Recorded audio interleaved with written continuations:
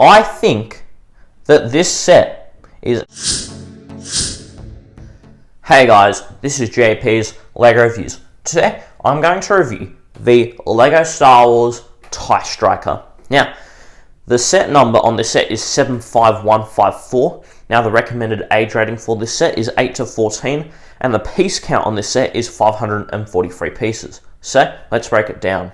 So, the minifigures in this set from left to right include a generic TIE pilot, an Imperial ground crew which kind of moves the spacecraft, if you will, between just on the bases so that it can take off.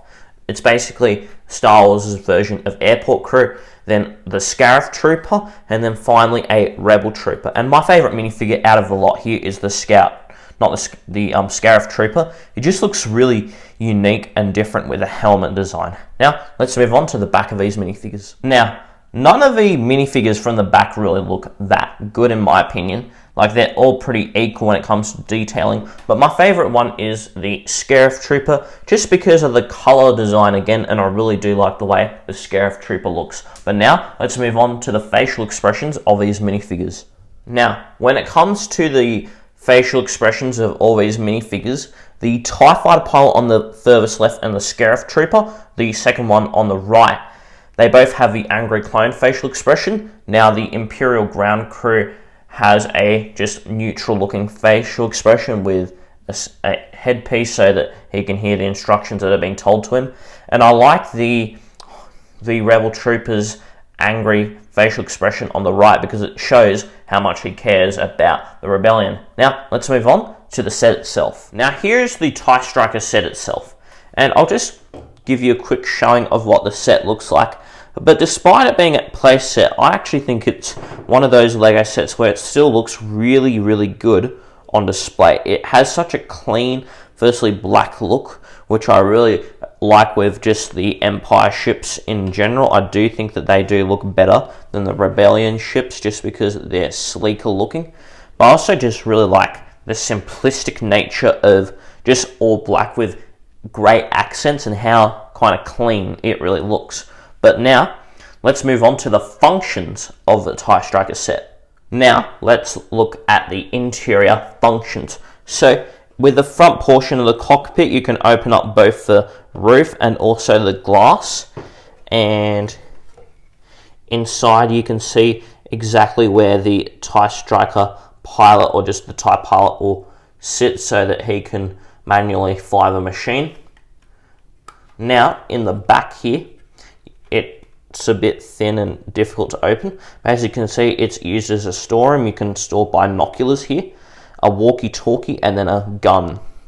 Other than that, there aren't actually any more functions when it comes to the interior of the set. Now let's move on to the functions of the exterior of the set. Now, here are the two main functions that you can do with a TIE Fighter on the exterior of the set. Now, positioning this in a way where you can see it with this piece right here, if you flick it upwards, you can actually change the position of a wing from being in a more resting position to a flying position. So now, when you push these two up, the TIE Striker is more in a flying position. And the second feature I want to show you is the spring-loaded shooters, aka this long red thing right here. Now, when you press onto it from the side, pushing into the striker, you release it. And what that basically does is it acts like a bit of a blaster on the ship as a toy. Now, if you want to have them on, you can. If you don't want to have them on, you don't have to. It's mainly a kid's feature. But let's move on to my final thoughts on the LEGO Star Wars TIE Striker.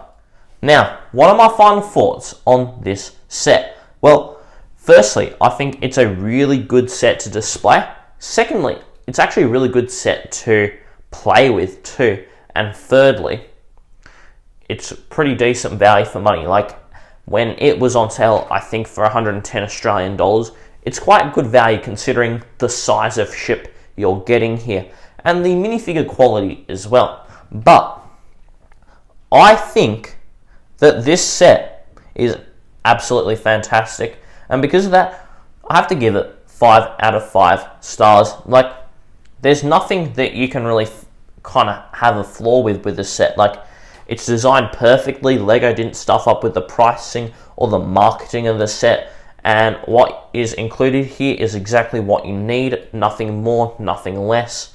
You don't need extra minifigures, but also the quality of minifigure selection that Lego have chosen here is good.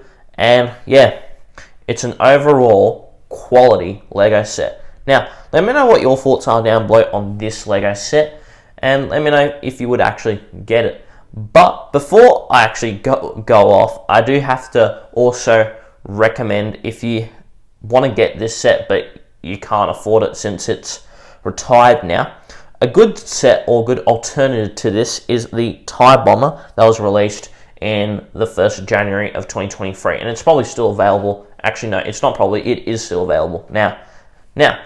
If you enjoyed the video, please smash the like button. If you want to see more content just like this, then please subscribe. I hope you all have a brilliant day and keep building.